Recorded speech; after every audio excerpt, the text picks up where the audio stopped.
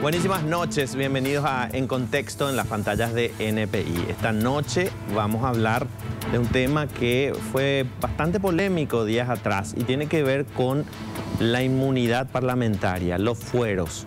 Una parlamentaria en uso de sus funciones en plena sesión acusa a otros dos colegas de estar involucrados supuestamente en narcotráfico. A partir de allí se dan dos demandas.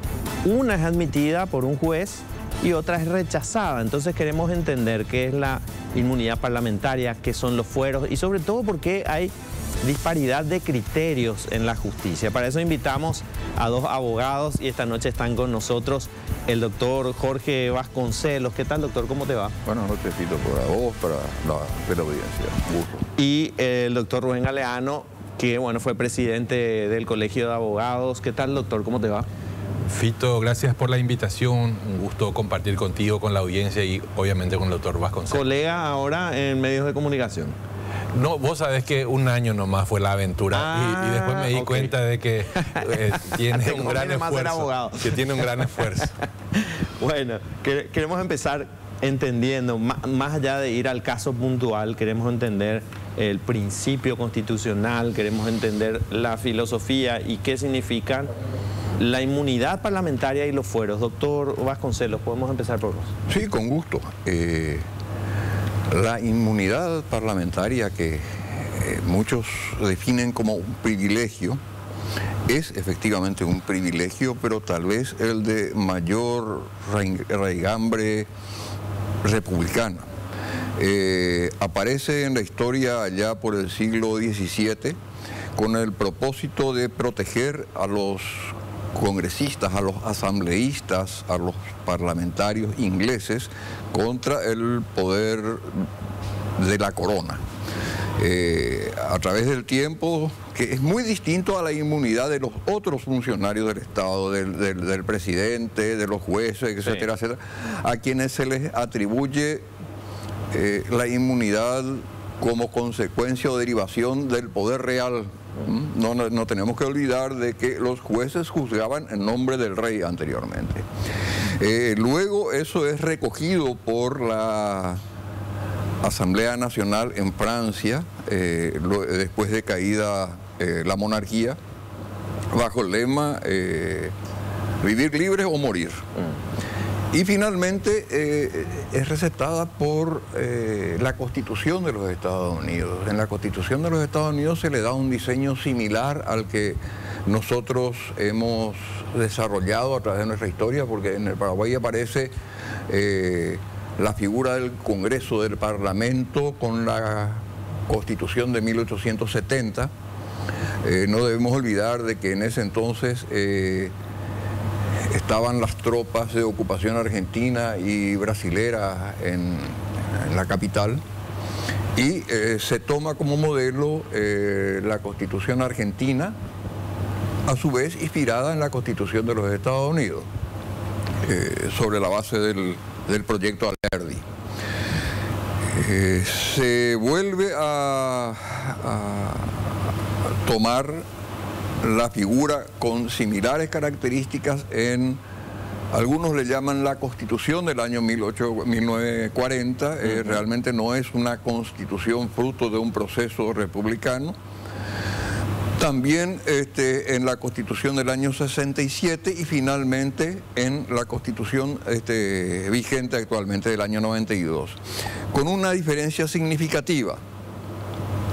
En la de 1870, en la de 1940, en la de 1967, existía una disposición que establecía que cada Cámara era juez exclusiva de los títulos y de sus miembros. Es decir, de la elección, títulos, prerrogativas y de sus miembros. Por eso es que se le atribuía la posibilidad o la facultad de establecer sanciones, etcétera, etcétera. Pero a partir de la Constitución de 1992 hubo un pequeño desliz. Se le sustrae esa facultad al Congreso se le otorga a la justicia electoral la calidad de juez de los títulos de la designación y títulos de los miembros del Congreso, y queda medio flotando la cuestión de las inmunidades. Y digo queda medio flotando porque no tiene una redacción que sea el resultado de la armonía entre distintas disposiciones constitucionales. Esa es la historia. Es decir, no hay absolutamente nada más republicano que la inmunidad del parlamentario. En los Estados Unidos, en la Constitución de los Estados Unidos, el Congreso se reunía una vez al año, o a veces se reunía 2 veces al año, o las veces que resultara necesario de manera extraordinaria. Como los congresistas vivían en distintos estados, la inmunidad funcionaba a partir del momento en que salían en viaje con destino a la Asamblea, y concluía cuando regresaban a su domicilio. Por eso es que nuestra Constitución, al igual que otras, dice en el ejercicio de sus funciones. Sí. Y eso no se refiere textual o taxativamente a que se trate de una cuestión vinculada a su presencia en la sala de sesiones, ni que se trate de una cuestión exclusiva vinculada al desarrollo de las sesiones. Y diseña 3 inmunidades particulares. La inmunidad de palabra, que es absoluta, vitalicia; la inmunidad de arresto, que es relativa, porque el parlamentario sorprendido en flagrante comisión de un hecho punible debe ser puesto bajo vigilancia, bajo arresto en su domicilio, y comunicarse eso a la Cámara a los efectos de que se autorice o no el levantamiento de la inmunidad. Y lo mismo ocurre con la inmunidad de proceso. Es decir, nadie puede ser procesado como parlamentario sin previamente, o sin que previamente los españoles le dicen, la Cámara otorgue la autorización de proceder, sí, que es lo que nosotros llamamos desafuero. Técnicamente no es un desafuero, sí, es sencillamente el levantamiento de la inmunidad para ese caso concreto. Doctor Galeano, sí, si querés agregar algo más, y sobre todo, ¿para qué sirven esos fueros específicamente?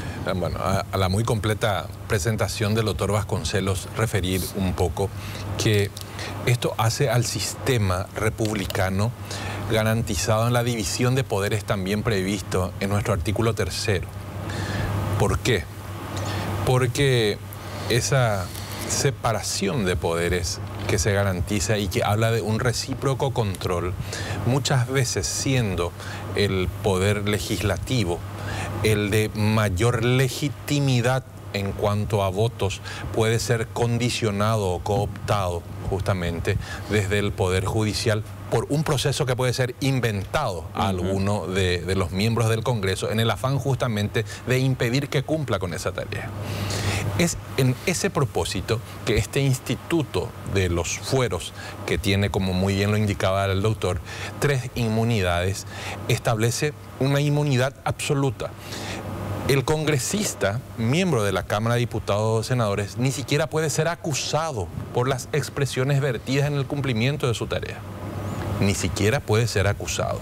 Por eso es que el Código Procesal establece una investigación previa, una investigación sumaria, un proceso sumario previo, a fin de determinar si esas expresiones fueron o no vertidas en el ejercicio de su función como congresista. Y si se advierte que esas expresiones fueron vertidas en su condición de congresista, directamente no tiene que admitirse la acusación. Directamente no tiene que admitirse la querella, que en los casos particulares la querella es equivalente a la acusación en los delitos de acción penal pública. Y el objetivo fundamental es justamente garantizar cuál es la principal herramienta de los congresistas: sus opiniones, sus expresiones, lo que puedan llegar a denunciar justamente en cumplimiento de esa tarea. Y algo muy relevante es que esas inmunidades, y sobre todo la absoluta, que es la inmunidad de opinión, es que refiere al cumplimiento de su tarea. Bien lo indicaba el doctor, que el parlamentario, el congresista, en realidad, en términos técnicos de nuestra Constitución, no cumple su tarea solamente en el recinto del Congreso Nacional. Es más, el Código Penal extiende esa inmunidad, dice, a su tarea en el recinto parlamentario, y también habla de las comisiones. Pero un congresista puede cumplir tareas como tal fuera del recinto y fuera de una reunión de una comisión como tal. Puede ser comisionado, valga el juego de palabras, a algún rol dentro, al interior del país, y allí expresa alguna opinión que sigue estando cubierta por la inmunidad que le otorga el artículo 191 de la Constitución. Y es más, el Código Penal extiende esa inmunidad incluso a quienes informan verazmente sobre la opinión. Es decir, el periodista, el medio de comunicación que informa verazmente sobre las expresiones de ese congresista en el cumplimiento de su rol como miembro de la Cámara de Diputados o Senadores, también está exento de responsabilidad. Es decir, el ciudadano que se pueda sentir agraviado por alguna de esas expresiones no puede ni reclamarle ni al congresista ni al medio de comunicación que ha transmitido esas opiniones. Clarísimo. Ahora, hay sí, solamente dos agregados que me gustaría hacer.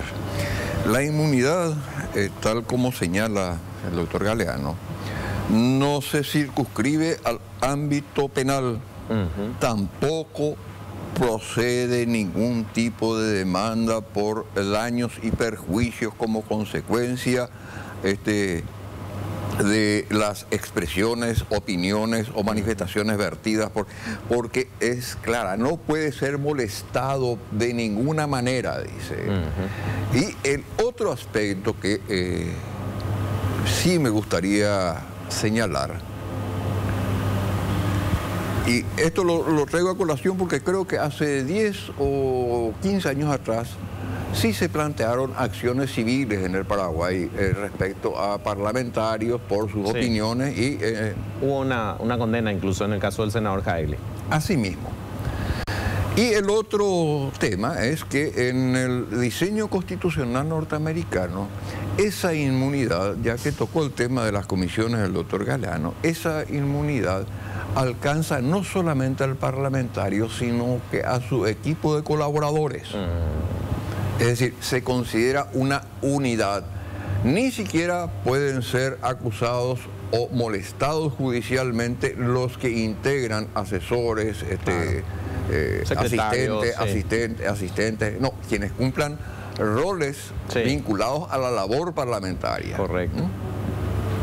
Entonces, si nos ponemos a hacer un análisis objetivo de lo que ocurrió hace un par de semanas respecto a una diputada que fue objeto de 2 querellas que tuvieron una solución distinta, yo creo que vamos a anticiparnos apenas podemos emitir nuestro juicio de valor respecto a las decisiones judiciales. Pero esa es una decisión o son resoluciones que yo creo necesario deben terminar en la Corte Suprema de Justicia los debates.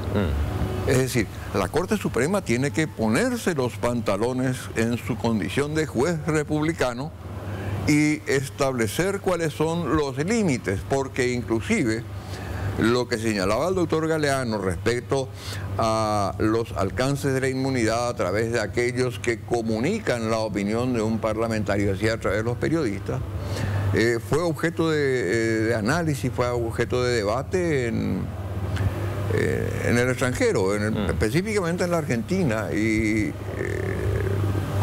Vidar Campos creo que recoge ese análisis y señala claramente de que mientras las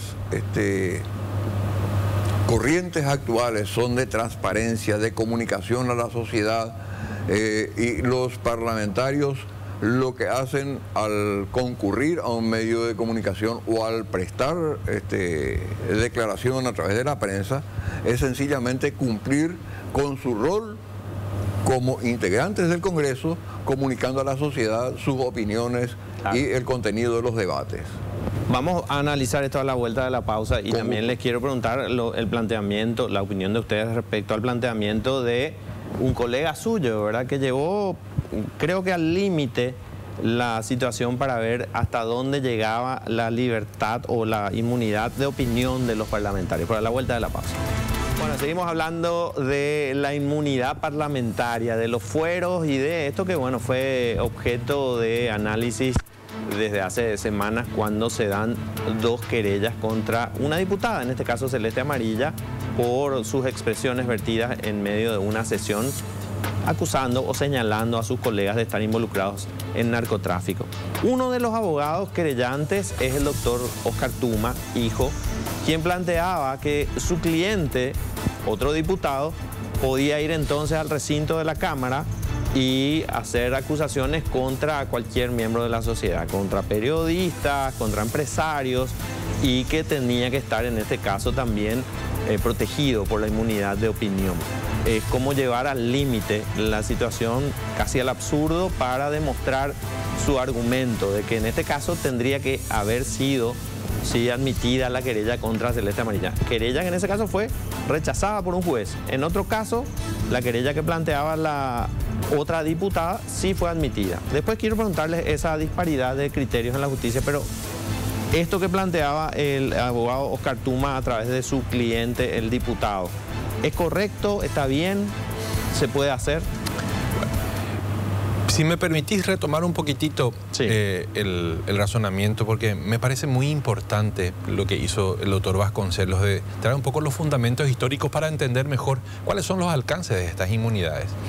En ese modelo norteamericano, justamente del que él habla, se puede llegar a tal extremo que el congresista no puede ser interrumpido en el uso de la palabra. Hubieron congresistas que por estrategia política, para ganar un plazo, estuvieron más de un día en el uso de la palabra, ¿verdad? Y solamente le traían agua para que no podía ser interrumpido, ni siquiera por el presidente de su Cámara. Entonces, a ese extremo llega la inmunidad de palabra de los miembros del Congreso.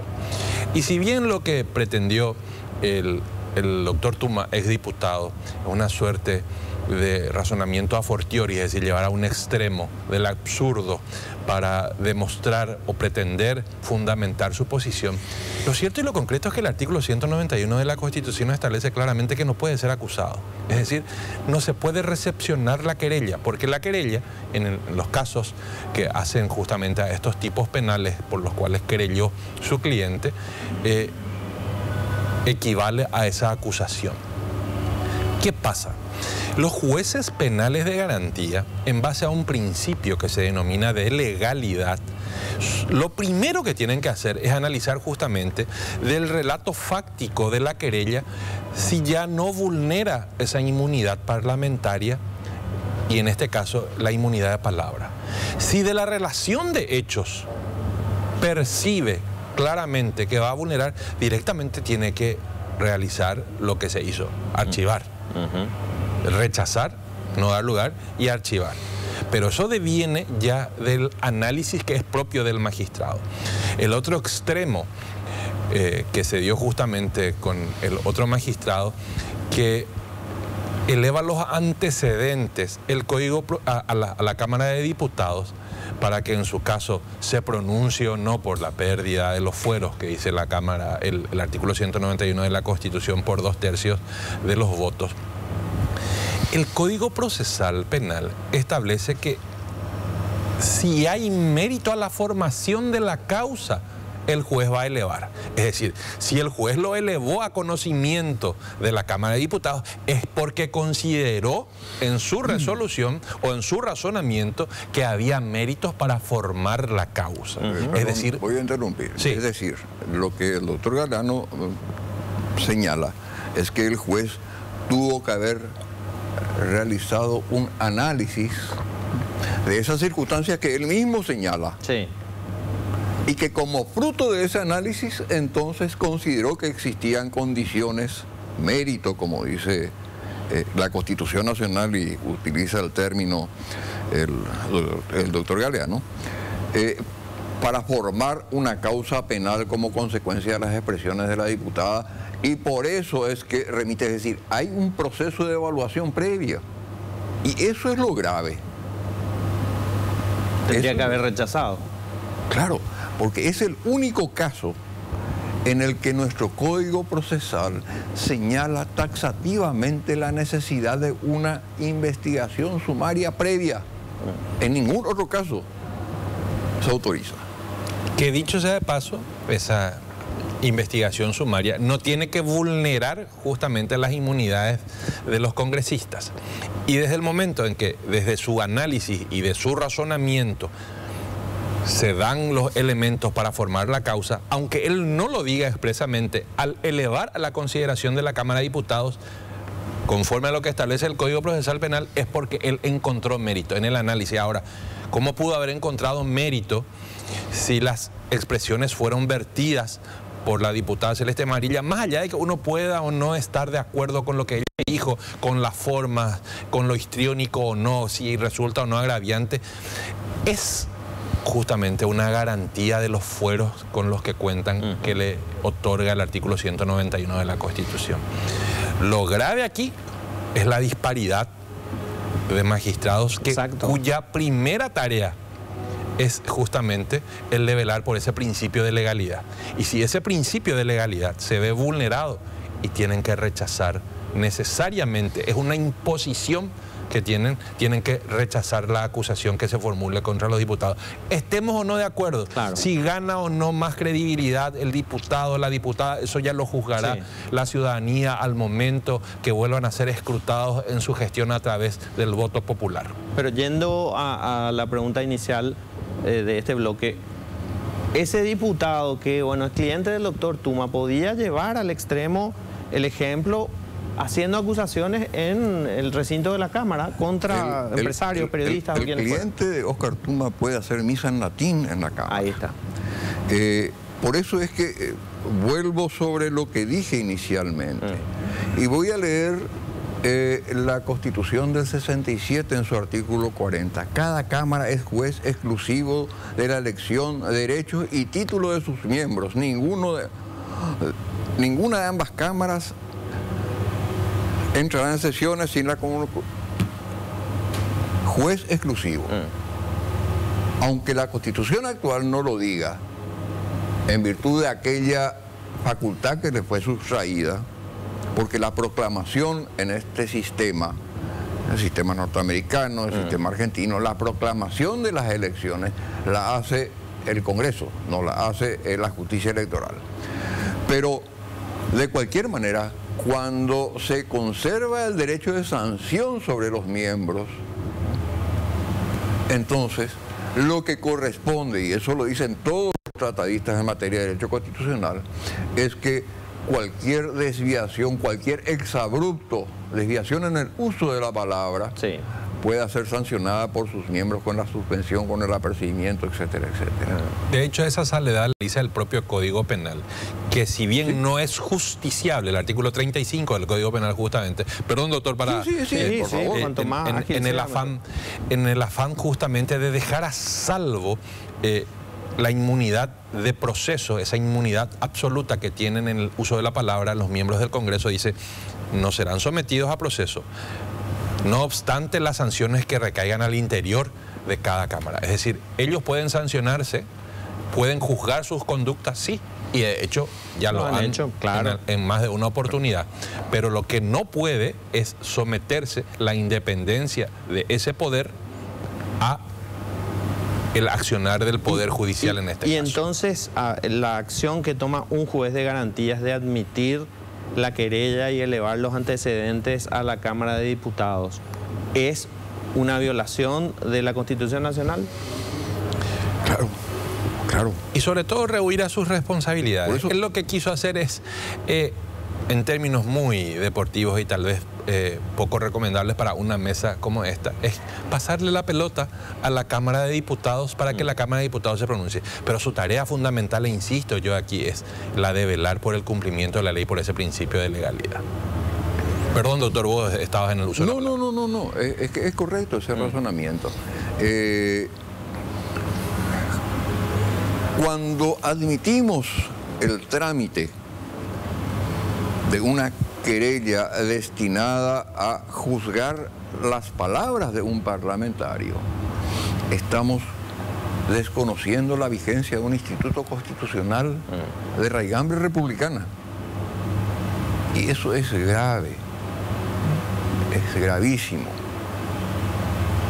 Porque el juez no es un funcionario del Estado que tenga la libertad de decidir sus acciones. Sus acciones deben enmarcarse primero en lo que establece la Constitución y segundo en lo que establece la ley. Pero en este caso ni siquiera existe colisión entre lo que establece la ley y lo que establece la Constitución. Ambas le decían que no tenía que admitir. Así mismo.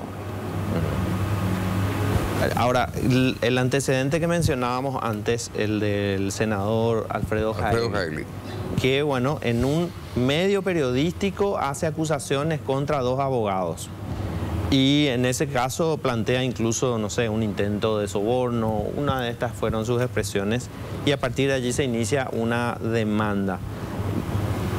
El Congreso incluso llega a declarar de interés parlamentario la defensa del senador Jaegli.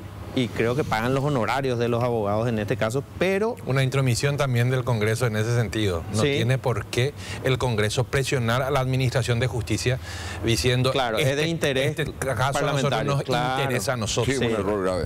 Sí. Y a partir de allí avanza la querella y creo que ya cuando ya no está en ejercicio de sus funciones es condenado Alfredo Luis Jaegli. ¿Cómo se llegó a esa instancia? Yo no recuerdo los detalles. Pero vamos, desde el momento en que todo es opinable en nuestro país, que se presenten ese tipo de situaciones, nos debe precisamente motivar a que reaccionemos antes. Por eso muchas veces me apresuro a emitir mi opinión respecto a este tipo de situaciones, porque si dejamos que el agua corra, finalmente se producen situaciones y cuando nos conviene todo toda decisión, aún las equivocadas, se consideran jurisprudencia, una figura que no existe dentro del sistema jurídico paraguayo. Exactamente. Sí, era lo primero que le planteábamos a la diputada Celeste Amarilla cuando ella decía nunca se tuvo que haber admitido esta demanda. Y lo primero que le leíamos era el antecedente de Alfredo Luis Jaegli, ¿verdad? Y entendiendo que no sirve como jurisprudencia en nuestro país. No significa que un caso tenga que ser juzgado como otro. El caso Jaegli tiene la particularidad que inicia el proceso en un interregno donde él estaba concluyendo su periodo como congresista. Pero no obstante, esa inmunidad de palabra la lleva de por vida la persona que ejerció el cargo. Es más, es irrenunciable. Yo no puedo presentarme al Congreso, yo miembro de la Cámara de Diputados, y decir, señores, por lo que yo dije la otra vez, y yo voy a demostrar lo que dije contra Fito Cabral, y pido a la Cámara que me releve mi foro. No puede, porque no se encuentra establecido a favor del ciudadano. Se encuentra establecido a favor de la persona que ocupa el rol de congresista. Y es más, después de que haya dejado el cargo, se puede oponer como una defensa procesal, porque no cumple con los presupuestos del hecho punible, típico, antijurídico, reprochable y penable en el sentido de que merezca una pena, porque en este caso el Código Penal lo releva de pena a este tipo de conductas. No cumple con los presupuestos de tipicidad. Entonces, si las expresiones que resultaron agraviantes del entonces senador Jaegli fueron emitidas en el ejercicio de su función como congresista, porque tiene que cumplir con esas condiciones, entonces no era aplicable la pena. Se le exime de la pena, entonces no cumple con los presupuestos de tipicidad. Pero llegó a la Corte y la Corte resolvió eso. Y ahí quiero, bueno, en el próximo bloque preguntarle qué pasa cuando la justicia toma partido por un sector, ya sea cualquier sector, cuando la justicia se politiza, ¿cuál es el riesgo para la democracia cuando eso ocurre? Pero en el próximo bloque. Vamos, antes de la pausa, ¿cuál es el riesgo cuando la justicia se politiza? E inmediatamente el doctor Vasconcelos me corregía. ¿El riesgo cuándo se da? cuando se partidiza. Hablar de derecho y no hablar de política es perder el tiempo. El derecho tiene un contenido político. La protección de la propiedad privada implica una posición ideológica. Y toda posición ideológica va de la mano de una posición política. El problema que nosotros sufrimos es la partidización del sistema judicial. Entonces, desde el momento en que se partidiza el sistema judicial, lo que ocurre es que las decisiones son sesgadas en función a los intereses que eventualmente representan esos criterios partidarios. Por eso, si nosotros revisamos la historia de la Corte Suprema de Justicia a través de sus fallos, a partir del año 92 en adelante, vamos a encontrar cambios sustanciales de criterio, ¿no? Y inclusive sentencias que fueron defendidas por la Corte fueron anuladas posteriormente por la Corte cuando varió su conformación, pero no por razones de derecho, sino por razones partidarias. Lo que la Corte haya resuelto en el caso específico del senador Jaegli no puede constituirse en un faro orientador para el juzgamiento de casos futuros. Hasta que nosotros despojemos a la Administración de Justicia de los criterios sectarios, político-partidarios, para ser más preciso, vamos a vivir con ese tipo de enfrentamientos o incongruencias entre fallos de un mismo órgano. Que es lo que vimos en este caso con dos jueces. En este y en muchos otros casos. Claro. Sí.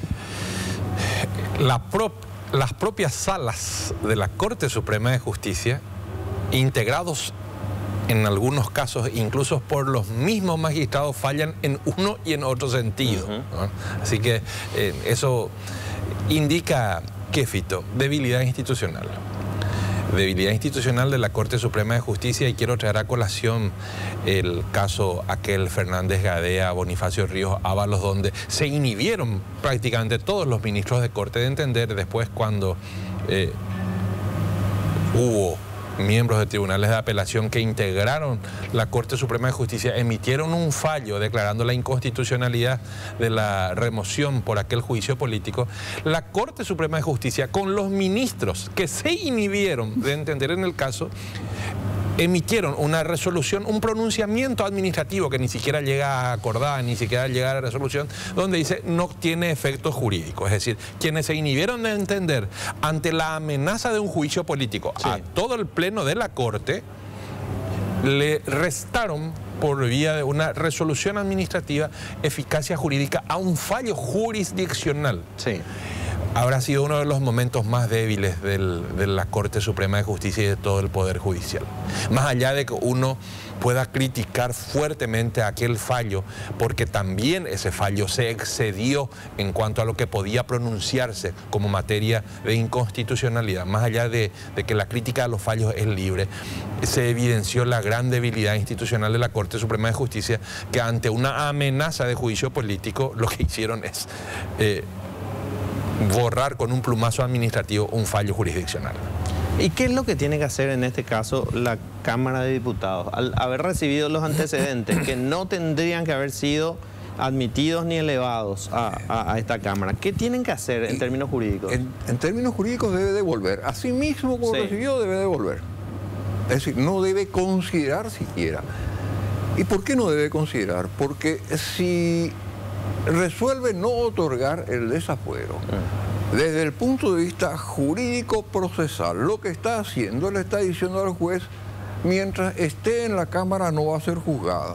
Y legitima, dicho sea de paso, el error procesal de y puede darse nuevos casos en otras demandas que lleguen. Claro, porque la inmunidad de proceso, ¿qué es lo que hace, Fito? No es que te convierte en Superman y a partir de ese momento puedes cometer cualquier delito y si no te dan el desafuero te olvidas del... El proceso penal formado con motivo de un delito perpetrado por un legislador al que no se le otorgó el levantamiento de la inmunidad, queda paralizado hasta que concluyan sus funciones. Se interrumpe el plazo de prescripción, se suspende la tramitación del proceso. Al día siguiente en que concluya con sus funciones, continúa. Y tiene que devolver también por una cuestión de fortaleza institucional de la propia Cámara de Diputados, porque hoy tal vez el querellante, fíjense, uno de los propios diputados, ¿verdad? Hoy por una mayoría coyuntural puede beneficiarle a un determinado sector de un partido político, pero el día de mañana puede retornar como un boomerang sobre ese mismo sector, porque nosotros sabemos que esas mayorías son completamente coyunturales. Por suerte. Y aquí lo importante es la fortaleza institucional, Fito. Aquí lo importante es que las instituciones se fortalezcan. Y en este caso hablamos del Poder Judicial con fallos creíbles, fundados en la Constitución y en las leyes, con magistrados valientes, porque yo siempre suelo decir que los magistrados tienen que tener la valentía de jugarse el cargo en cada resolución que emitan, por un lado, y por el otro lado también una Cámara de Diputados coherente, que haga respetar sus fueros, aun cuando pretendan ser vulnerados por una acción judicial de uno de sus miembros. Sí. No tendría que ser la mayoría la que defina en este caso, sino una cuestión de principios. Lógico. Que si estuviéramos en un proceso de redacción de una nueva constitución, ¿qué habría que cambiar en la actual constitución respecto a la inmunidad parlamentaria de los fueros? No mucho, no mucho. Yo no encuentro mucha dificultad en la redacción actual. Quizás sería un poco más explícito en cuanto a eliminar esas condiciones del ejercicio de sus funciones. Porque definir qué es en el ejercicio de sus funciones es una tarea harto difícil. Es decir, un parlamentario deja de serlo cuando se va al interior del país, como señaló, aunque no vaya en una misión parlamentaria, no va a recoger información, a tener contacto con la sociedad a la que representa para recabar insumos que le permitan desarrollar. Lamentablemente, no solamente se desnaturaliza lo que la Constitución Nacional pretende, porque nos olvidamos de sus fundamentos históricos, de sus fundamentos y también lamentablemente tenemos que señalar que en la Convención Nacional Constituyente del año 92 no se profundizó en el debate sobre esta figura, sino que además tenemos que entender de que este es un privilegio que tiene como propósito, y en ese sentido quizás refuerce y amplíe lo que señalaba el doctor Galeano, tiene como propósito garantizar de que los parlamentarios no van a tener miedo ahora y en el futuro de decir lo que tengan que decir en el ejercicio de sus funciones. Claro, son la voz del pueblo en este caso. Claro, deberían serlo, el órgano de mayor legitimidad democrático-republicana. Te traslado a la misma consulta, doctor. Mira, yo estoy en un 97% de acuerdo con el doctor. Tal vez diría incluso que no hay necesidad de reformar la Constitución en ese sentido, de enmendar. ¿Por qué? Porque el problema hoy con esta redacción no es el problema de la redacción del texto constitucional, es la aplicación que vieron los magistrados. Y en este caso, en el que traemos a análisis, es la interpretación errónea por la falta de valentía de un magistrado que quiere quitarse la carga de resolver y la quiere traspasar al colegiado del cual forman parte, y que vuelva una respuesta que tiene que ser jurisdiccional, se vuelva política. Bueno, y entonces, aunque cambiemos la Constitución, si seguimos teniendo magistrados cobardes, vamos a seguir teniendo el mismo problema. Claro, hay incluso allí otra cuestión, que en el caso específico del juez que admite la querella, había pertenecido como concejal al movimiento político del querellante o de la querellante en este caso. Eran del mismo movimiento político, y ahí yo me pregunto, ¿no tendría que haberse inhibido el juez? No sé. El Código Procesal Penal, perdón, doctor, el Código Procesal Penal limita mucho las causales por las que un magistrado deba de inhibirse. Sí. Pero quiero traer a colación un fallo que el entonces presidente de la Corte Suprema de Justicia y miembro del Jurado de Enjuiciamiento de Magistrados, Óscar Paciello Candia, había emitido en sus consideraciones, que traía a colación también un fallo del Tribunal de Derechos Humanos Europeo, el Tribunal Europeo de Derechos Humanos. El magistrado tiene la obligación no solamente de ser imparcial, sino aparecer como imparcial ante la ciudadanía. Existen aspectos objetivos que marcan la imparcialidad y son los que se encuentran previstos en la norma, de decir, si vos estás incurso en una de estas causales, tenés que inhibirte, tenés que excusarte. Sí. Y otros son aspectos subjetivos. El magistrado, cuando él sienta que se está comprometiendo su imparcialidad por una cuestión que hace a la fortaleza de su propia investidura, tiene la obligación moral de inhibirse. No hay aquí una obligación legal. El Código Procesal Penal, insisto, aquí no le impone. Esa no es una causal. La que vos mencionaste no es una causal para excusarse. Correcto. Pero sí ante la ciudadanía se debilita su postura, más aún cuando su decisión se aparta un poco de lo que son las inmunidades. En ese mismo análisis, Sí. es válido si es que tuviésemos un resultado distinto. Es decir, nos preguntaríamos si es que necesitaba o debía inhibirse o no inhibirse, si es que rechazaba la querella. Claro, es una buena pregunta. No, ese es un análisis necesario para determinar la razonabilidad del planteamiento. Yo considero de que es irrelevante que sea del mismo movimiento político partidario, porque la justicia ni acá ni en ningún país tiene la asepsia de un laboratorio. Claro. No puede tener. No es químicamente pura. No puede ser químicamente puro. Al contrario, yo siempre sostuve de que la ventaja, la belleza del sistema de juicio por jurado es que quienes juzgan al delincuente son aquellos que potencialmente podrían ser víctimas de él.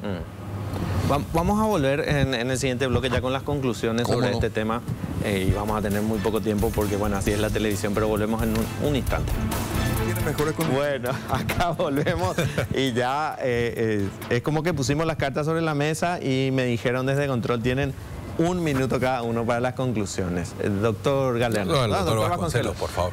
Sí, a modo de conclusión, lo único que puedo decir es de que esto constituye la fotografía de lo que el doctor Galeano señala, la debilidad institucional del Poder Judicial como consecuencia de una desacertada decisión de uno de sus integrantes, en un caso que es realmente trascendente porque pone en tela de juicio la supremacía política de la Constitución Nacional.